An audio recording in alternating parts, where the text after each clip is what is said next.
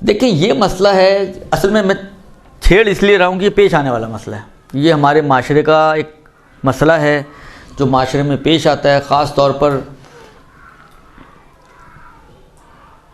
क्या कहते हैं, मसलन ये कुर्बानी के दिनों में मसला मुमकिन है पेश आए, या किसी के घर बच्चा पैदा हुआ है तो अकीक़े वगैरह के मौरिद में मुमकिन है पेश आए, या मतलब मुख्तलिफ़ मवारिद में, या मसलन बाहर से बहुत ज़्यादा यानी रवाज हो गया इन चीज़ों का कि टिन फॉर्म में फूड्स आपके मुल्कों में आते हैं, मुसलमान मुल्कों में आते हैं, या मसलन आप कहीं बाहर जाते हैं, बाज़ औक़ात दुबई गए हुए हैं आप, मसलन फ़र्ज़ करें किसी और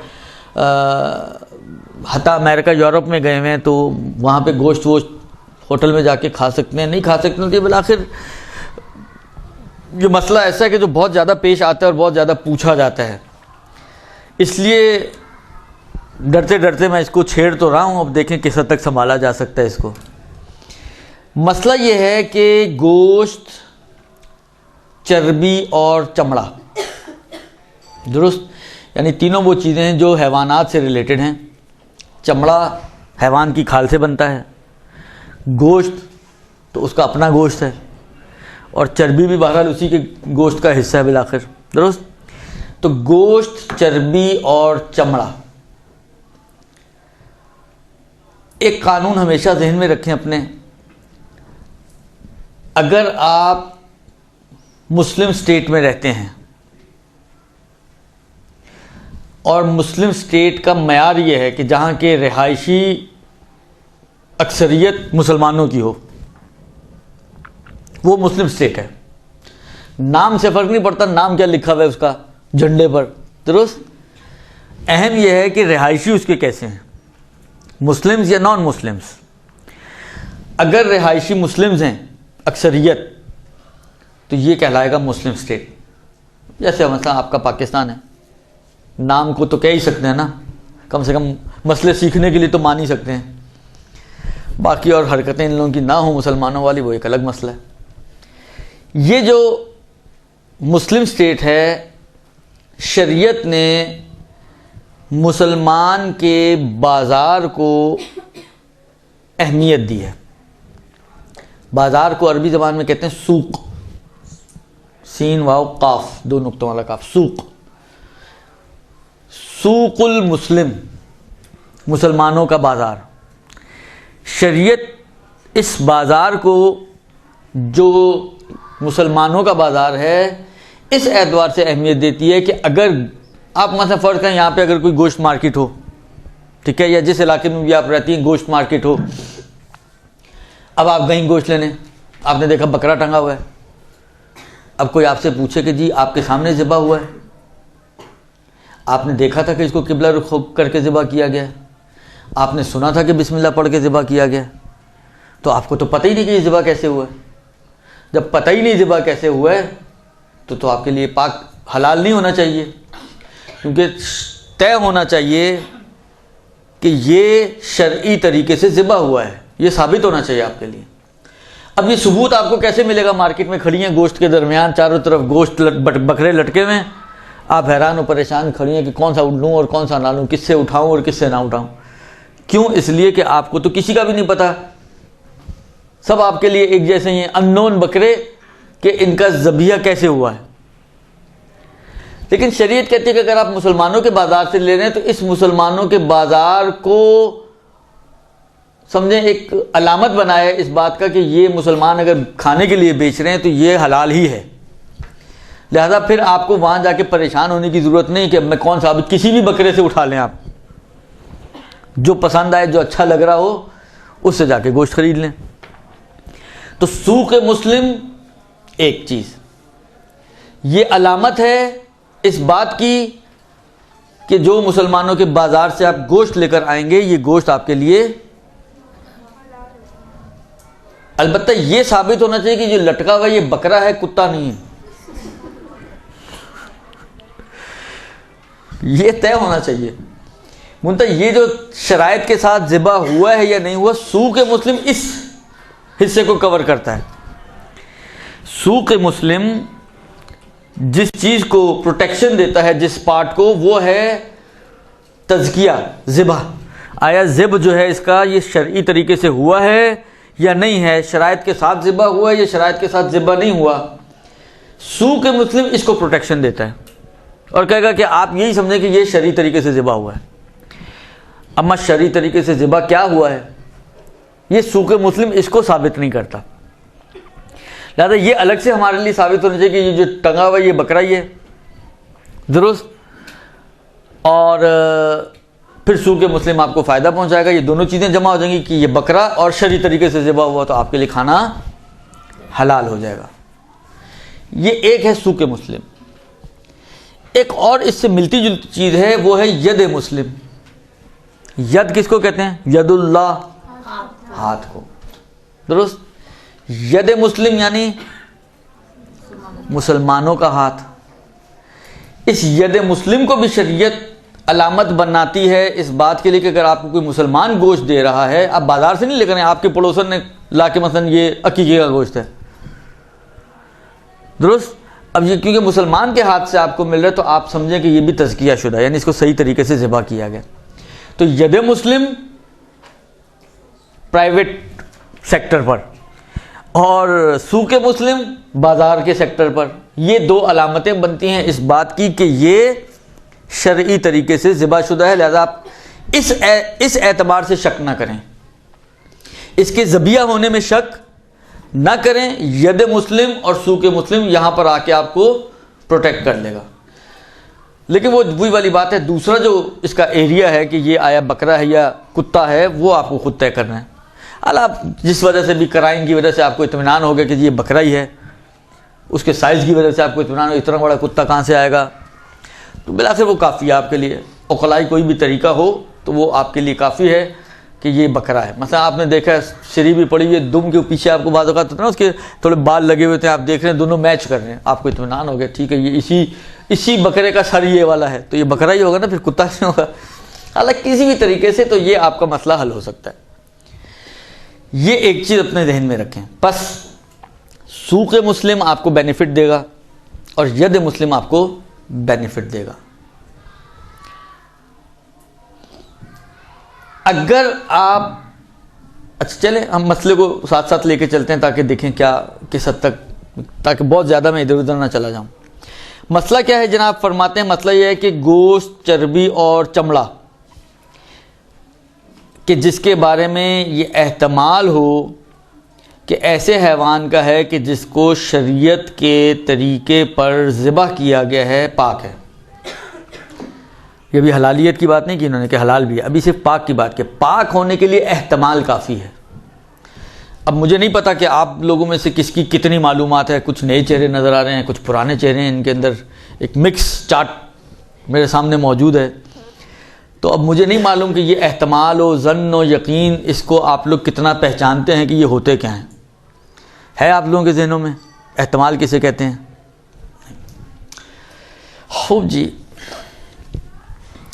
अर्ज़ खिदमत ये है कि किसी बच्चे को बुखार हो जाए, दुरुस्त, कैसे पता चलता है हमें बुखार हो गया? गर्म लग रहा था, अब कितना बुखार है कैसे पता चलता है? आप थर्मामीटर लगाते हैं तो थर्मामीटर आपको बता देता है इसको जी 100 बुखार है, 101 बुखार है, 102 बुखार है, तो या लग रहा है लेकिन है कुछ नहीं, दुरुस्त।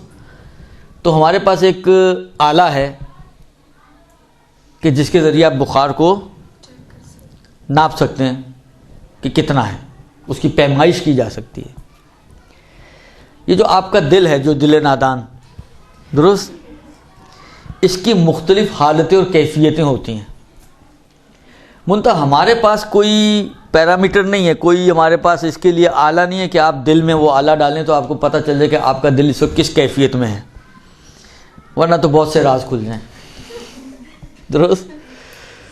खूब, हमारे पास लेकिन शरीयत ने उस दिल की मुख्तलिफ कैफियतों के एतबार से या नफ्स की मुख्तलिफ कैफियतों के एतबार से कुछ अहकाम बयान किए हैं।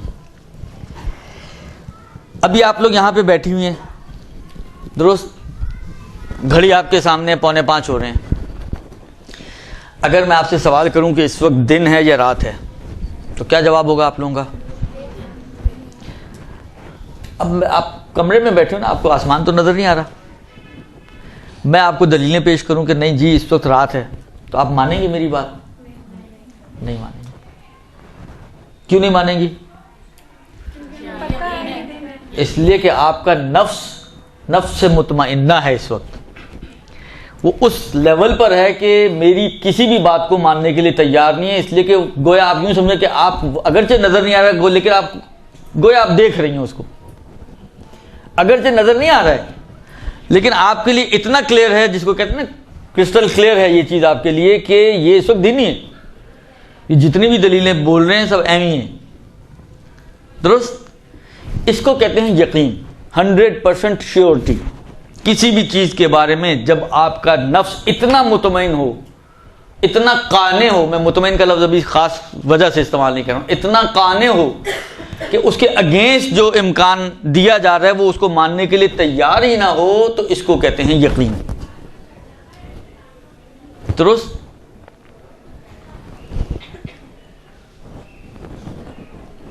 मुझे बहुत एग्जैक्टली याद नहीं है वाकया, अगर हकीम का मुझे कुछ हल्का सा याद आ रहा है, किसी मुज्तहिद का वाकया है जो अपने ज़माने के आलम थे, कि उनका नज़रिया ये था कि उनका फतवा ये था कि उसूल, आप आज भी देखें अगर खुई की ताबीर ऐसी है कि उसूल दीन में तकलीद काफ़ी नहीं है, बल्कि दलील से इंसान को साबित करना है। उसूल दीन को दलील होनी चाहिए, दलील के ज़रिए यकीन हासिल करें। तो इनका फतवा भी इसी टाइप का था कि यकीन दलील की बेस पर हो। एक दिन कहीं से गुजर रहे थे, किसी खेत से गुजर रहे थे, कोई किसान देहाती काम कर रहा था खेत में बेलचा लेकर, वो रुक गए, पूछा उनसे भाई तुम किसकी तकलीद करते हो? उन्होंने इन्हीं का नाम लिया, पहचानता तो नहीं था लेकिन नाम इन्हीं का लिया। कहा अच्छा तुम उनके मुकल्लिद हो, ये बताओ कि अल्लाह है? कहाँ है? कहा क्या दलील है तुम्हारे पास? अब वो परेशान, वो तो देहाती आदमी था, उसको क्या दलील होगी उसके पास? कहा अगर फर्ज करो कोई तुम्हें आके कहे कि अल्लाह नहीं है तो क्या करोगे तुम? कहा मैं इसी बिलचे से उसका सर फाड़ दूंगा।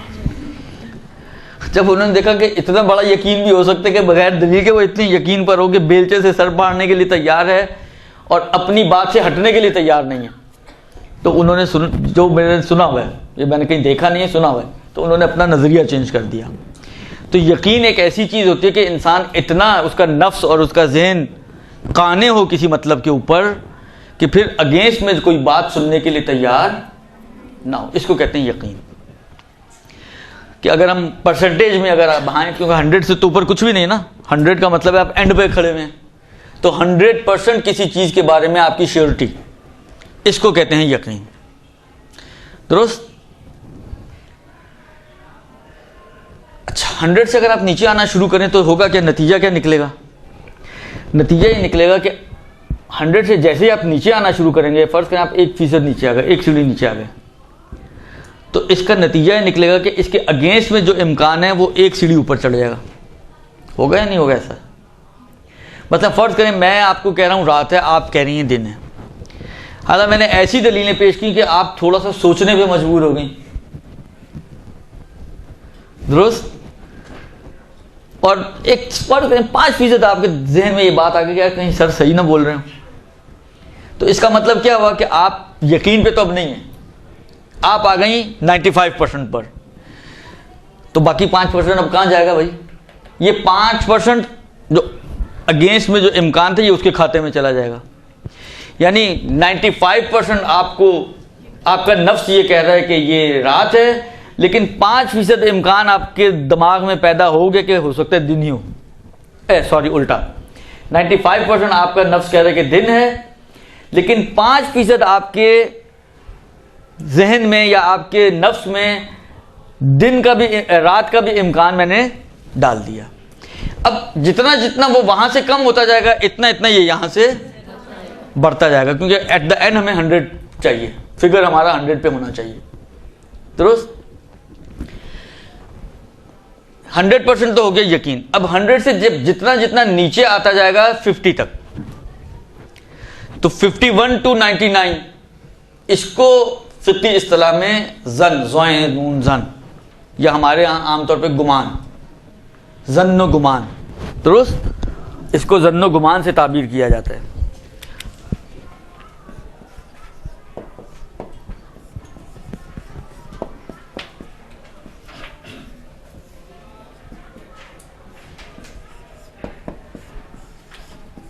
जन या गुमान, ठीक है। वो फर्ज करें आप 80 पे खड़ी हुई हैं, 80% पे, अगर यहां पर 80% है तो यहां कितना होगा, दिन 80% है, अगर आपका नफ्स कह रहा है कि 80% तो रात का इम्कान 20%। जितना जितना ये नीचे आता जाएगा उतना उतना वो ऊपर चलता रहेगा। ज़्यादा एक मरहला आएगा कि 51% अगर आपका दिल कह रहा है कि दिन है, तो इसका मतलब क्या हुआ, 49% आपका दिल कह रहा होगा कि रात है। लेकिन अभी भी इसका पहलू ज्यादा है, इसका साइड जो है झुकी हुई है ये वाली, तो ये सारी कहलाती है जन। 50-50 पे अगर आप आ जाएं, इसको कहते हैं शक। शक हो गया, नमाज में भी शक्कियात की बात आती है। शक यानी 50%, यानी बिल्कुल अगर आपके दिल को तो काटा जाए तो आधा दिल आपका कह रहा होगा दिन और आधा दिल आपका कह रहा होगा रात, किसी तरफ झुकाव मौजूद नहीं होगा, इसको कहते हैं शक। और ये जो नीचे वाले इम्कानात हैं टिल 1%, तो ये हो जाएगा एहतमाल, दुरुस्त जी, इसको कहते हैं एहतमाल। बस जन और एहतमाल हमेशा साथ साथ होंगे। एक चीज का जन अगर होगा तो उसके ऑपोजिट किसी चीज का आपको एहतमाल भी चल रहा होगा। ये एहतमाल मतलब फर्ज करें अभी हमारे यहाँ रात पे हम चल रहे थे, दिन पर चल रहे थे और रात का एहतमाल था। फर्ज करें चलते चलते चलते रात आपकी जन्नी हो गई तो दिन आपका एहतमाली हो जाएगा, दुरुस्त। इसको अपने ज़हन में रखें। ये कई जगह पर फिक़्ह में अभी अब जब ये तहारत की बात आई, यकीन हो जाए आपको, यानी इतने श्योर हो जाए आप कि जब आपको ये पता चल जाए कि ये नजीस हुई है तभी आपके लिए उसकी निजासत साबित होगी। जब तक यकीन नहीं होता तो निजासत साबित नहीं होती। हाँ, एक चीज़ और है, ये ऊपर के 2-3% समझे, 97, 98, 99 मसलन, इसको भी एक ख़ास नाम दिया। अगरचे ये जन है, गुमान है, लेकिन ये बहुत ही कवी किस्म का और मजबूत किस्म का जन्नो गुमान है कि जो यकीन को टच कर रहा है गोया, समझे आप, तो इसको इत्मीनान कहा जाता है। ये इत्मीनान है। आम तौर पर यकीन और इत्मीनान एक ही हुक्म रखते हैं। इससे नीचे का हो तो वो जन का हुक्म रखता है, वरना इत्मीनान का हुक्म वो यकीन वाला हुक्म है। तकरीबन 98-99% मवारिद में फ़िक़्ह में एक दो जगह ऐसी है कि जहां पर शरीयत कहते कि नहीं, जब तक यकीन 100% वाला नहीं है उस वक्त तक दाल नहीं गलेगी। वो 100% पे आओगे तो बात बनेगी, उसमें इत्मीनान नहीं चलता, दुरुस्त। अब यहां तक अगर समझ में आ गया तो अब हम मसले की तरफ चलते हैं। आगा क्या कह रहे हैं? आगा फरमाते हैं कि अगर गोश्त, चर्बी और चमड़ा जो आपको मिला है, अगर सिर्फ एहतमाल भी आप दें इस बात का कि किसी ऐसे जानवर का है जिसको शरई तरीके से ज़िबा किया गया था, यकीन नहीं है, गुमान भी नहीं, सिर्फ इम्कान, 20-30% आपको बिलाखिर किसी वजह से भी ये लग रहा है कि ये ऐसे जानवर का है कि जिसको शरई तरीके से ज़िबा किया गया होगा, दुरुस्त। तो ये गोश्त, ये चर्बी और ये चमड़ा आपके लिए पाक हैं। पाक होने का मतलब ये कि अगर गीला हाथ आपका टच होता है तो आपका हाथ नजिस नहीं होगा। अभी खा सकते हैं या नहीं खा सकते ये एक बात है, उस चमड़े में नमाज पढ़ सकते हैं या नहीं पढ़ सकते हैं एक दूसरी बात है। अभी सिर्फ बात हमारी हो रही है तहारत और निजासत के एतबार से कि ऐसा गोश्त, चर्बी और चमड़ा, अच्छा अब ये आपको कहीं से भी मिल रहा हो, इसमें शर्त नहीं है कि मुसलमान से मिले, इसमें ये शर्त नहीं है कि वो मुसलमानों के बाज़ार से ख़रीदें, कहीं से भी किसी काफिर ने आपको गिफ्ट किया एक चमड़ा, एक चमड़े का फ़र्ज़ करें मसलन जैकेट, लेकिन एहतमाल है इस बात का कि ये ऐसे जानवर का हो सकता है कि जिसको शरई तरीके से ज़िबा किया गया हो, दुरुस्त। तो ये आपके लिए पाक है, यानी तहारत के एतबार से ये आपके लिए पाक है।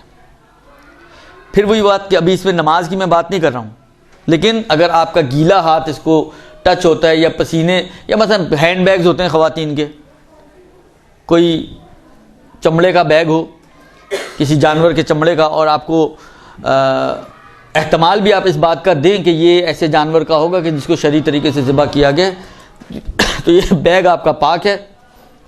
लिहाजा अगर गीले हाथ से आप उस बैग को टच करती हैं, उठाती हैं, रखती हैं, तो आपका हाथ नजिस नहीं होगा।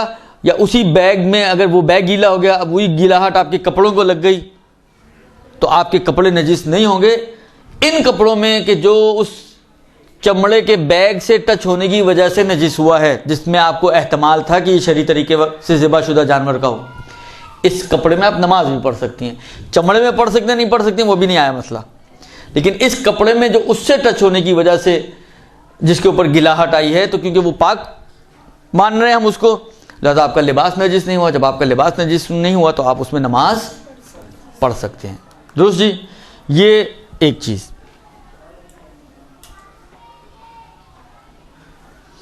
फिर फरमाते हैं कि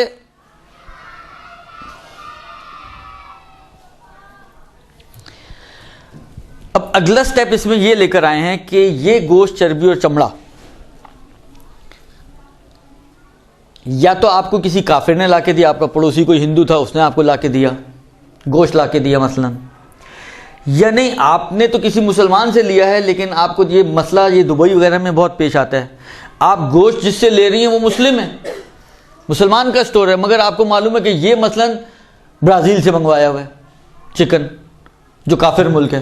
यानी मुसलमान ने किसी काफिर से लिया है, या डायरेक्ट यानी काफिर के हाथ से गोश्त आप तक पहुंच रहा है, या डायरेक्टली या इनडायरेक्टली के दरमियान में एक मुसलमान वास्ता बन रहा है, लेकिन एट द एंड ये जा रहा है वही काफिर की तरफ। बोलो फ्रंट पर आपके मुस्लिम है, जिससे आप ले रही हैं वो मुसलमान है, लेकिन ये मुसलमान ने काफिर से लेकर आपको दिया है। समझ में आ रही है बात? दुरुस्त। तो इन दोनों सूरतों में कि जब डायरेक्ट आप काफिर से लें, या ये कि आप तो मुसलमान से लें मगर उस मुसलमान ने काफिर से लिया हो, और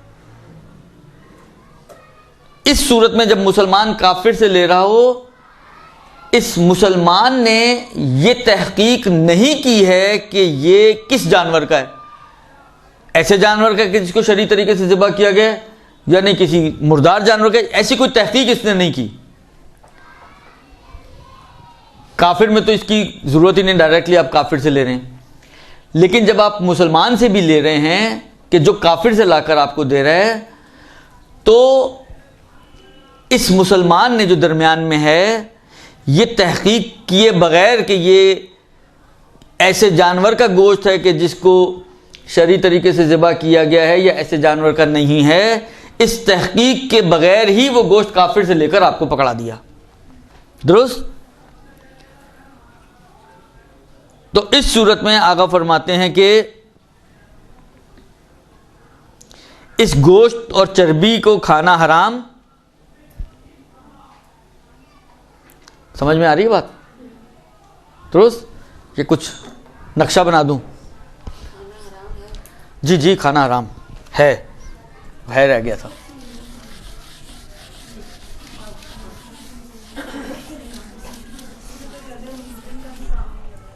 नहीं, क्योंकि ये पीछे काफिर है इसके, यहाँ पे यद मुस्लिम भी फायदा नहीं पहुंचाएगा।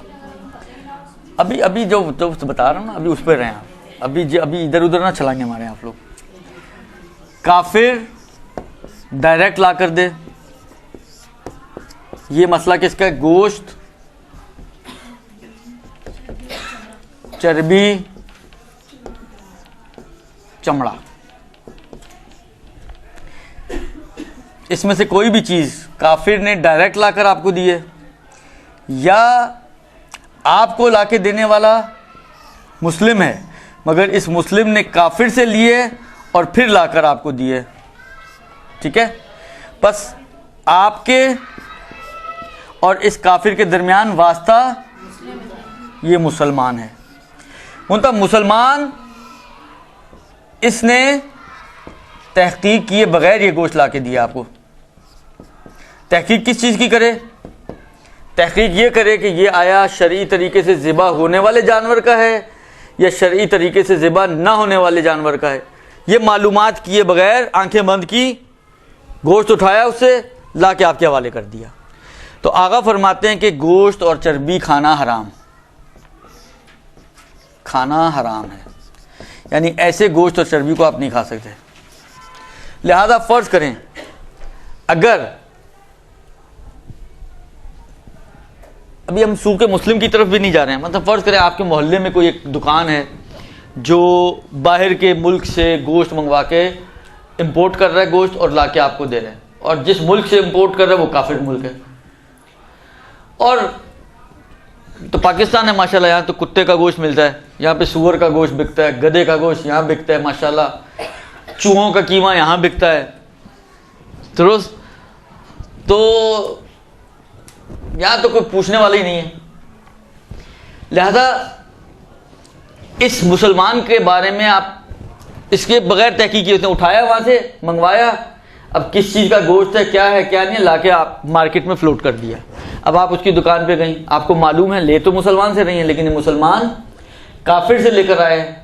हाँ, अगर यही ना पता हो वो कहाँ से लाया है, काफिर से लाया नहीं लाया, कुछ पता नहीं है, तो चल जाएगा।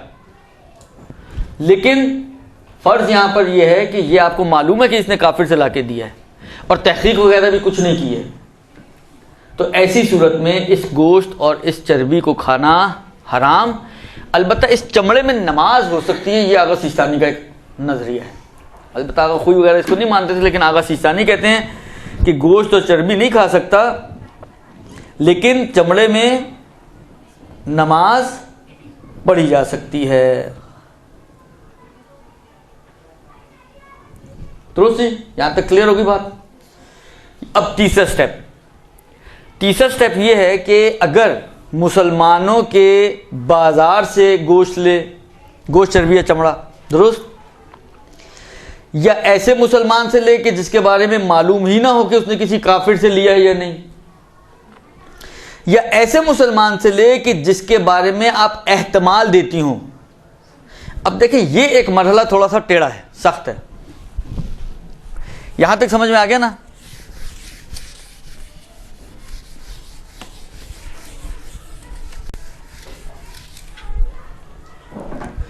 अब यही गोश्त चर्बी और चमड़ा आपने लिया है मुसलमानों से, मुसलमान के बाजार से, ठीक है, कि ये मुसलमान के जो बाजार से लिए वो कहीं और से नहीं लेकर आया, यानी इसके पीछे काफिर नहीं है कोई, डायरेक्ट उस खुद ही ज़िबा करता है और खुद ही बेचता है। या आपको पता है कि ये मतलब बाहर से भी मंगवाते हैं, लेकिन नहीं मालूम कि कहां से मंगवाया इसने, काफिर से लिया या गैर काफिर से लिया, लेकिन आप मुस्लिम से ले रहे हैं। इन दो सूरतों में तो कोई मसला ही नहीं है, गोश्त हलाल पाक भी है, हलाल भी है, और चमड़ा भी इसी तरह पाक भी है और हलाल भी है, गोश्त और चर्बी दोनों। तीसरी सूरत जो इन्होंने बनाई है वो ये है कि आपने किसी मुस्लिम से लिया है, लेकिन उस मुस्लिम ने काफिर से लिया है। पिछली सूरत में हमने क्या पढ़ा था कि मुस्लिम ने जो काफिर से लिया है तो इस मुसलमान ने तहकीक नहीं की, सही है। अच्छा, इसमें यह है कि ये काफिर जो मुसलमान से ले रहा है, आप सिर्फ एहतमाल भी अगर दें ना, किस बात का एहतमाल दें? एहतमाल दें कि इसने तहकीक की होगी, यानी क्या कि इसने कंफर्म किया होगा कि ये तज़किया शुदा जानवर का है। तज़किया शुदा यानी जिसको शरई तरीके से ज़िबा किया गया हो, तज़किया शुदा जानवर का है। यानी ये एहतमाल ना दे तज़किया होने का, इसके ये जो तहकीक करे वो तहकीक यकीनी होनी चाहिए, यानी इसने साबित किया होगा, तय किया होगा कि ये जानवर तज़किया शुदा है कि जिसका गोश्त मैं आगे बेच रहा हूं। लेकिन आपको जो चीज चाहिए वो ये कि ये जो इसने तय किया होगा इसके बारे में कम से कम आप एहतमाल तो दें इस मुस्लिम के लिए। जिस मुसलमान से आप खरीदे, आपको पता है, देखें बात होगा तो आपको पता है कि इसको मैं जानता हूं, इतना लाउबाली इंसान है, इसको ये भी होश नहीं होती कि खुद क्या खा रहा है, तो दूसरे के खाने की क्या फिक्र करेगा। आप एहतमाल ही नहीं देती है कि इसने कुछ तहकीकात की होंगी। लेकिन एक मर्तबा ये होता है कि नहीं, आप लंबी दाढ़ी, टोपी पहनी हुई है, टखने से ऊपर सलवार है, हाथ में तस्बीह है, तो कम से कम इंसान एहतमाल तो दे सकता है कि ये मालूमात करने के बाद दे रहा होगा। तो ये एहतमाल अगर दिया जाए इस मुसलमान के बारे में कि जो काफिर से लेके आपको बेच रहा है, यही एक चीज है जो दुबई वगैरह के लोगों की मुश्किल को हल करती है, क्योंकि वहां पे ब्राजीलियन चिकन बहुत ज्यादा है, आता है बाहर के मुल्कों से। लेकिन अगर ये एहतमाल ना हो कि हम तो मुसलमान से ले रहे हैं मसलन, अगर एहतमाल ही ना हो कि इसने तहकीक की होगी तो कहानी खत्म हो गई। लेकिन अगर इतना भी एहतमाल, अच्छा वहां पर ये एहतमाल बन भी जाते हैं, उसकी वजह क्या है? मुल्की कवानीन।